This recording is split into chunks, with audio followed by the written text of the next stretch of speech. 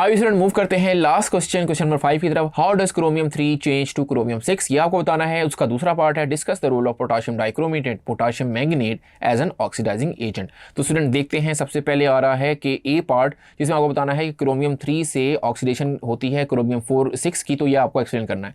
तो स्टूडेंट आप याद रखें, जब हम फ्यू ड्रॉप्स यानी थोड़े से ड्रॉप सोडियम हाइड्रोक्साइड के डालते हैं solution of hexa aqua chromium 3 ions के अंदर, तो ये आपका ग्रीन सोल्यूशन होता है। वो कन्वर्ट हो जाता है ग्रीन पीपीटी के अंदर जब वो रिएक्ट करता है 3 मोल्स ऑफ हाइड्रोक्सिल आयन के साथ।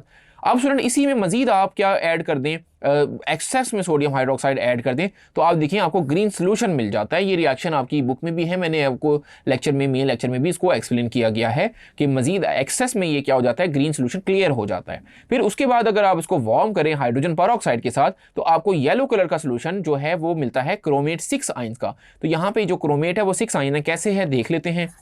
CrO4 है, उसके ऊपर -2 चार्ज है, तो -8 किसका हो जाएगा, आप देखें -2 × 4 किसका हो जाएगा, ऑक्सीजन का, तो -8।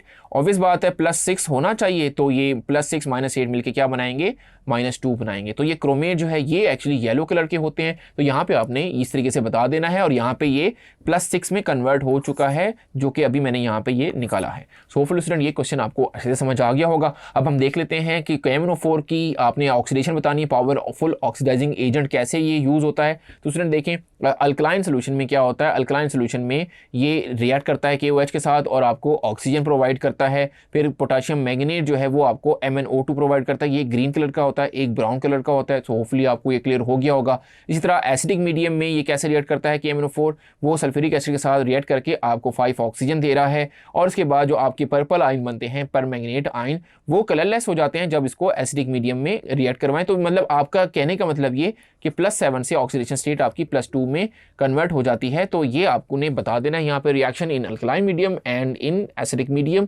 तो ये आपको पहले मैंने मेन लेक्चर में बहुत अच्छे से इसको एक्सप्लेन किया गया, वहाँ पर भी आप इसको देख सकते हैं कि किस तरीके से मैंने बताया है कि KMnO4 as an oxidizing agent के तौर पे यूज होता है। सो होपफुली स्टूडेंट यहाँ तक आपको एक्सरसाइज के सारे क्वेश्चन और इस चैप्टर की सारी चीजें अच्छे से समझ आ गई होंगी। This is Abdullah signing off from tutorial.pk। Thank you.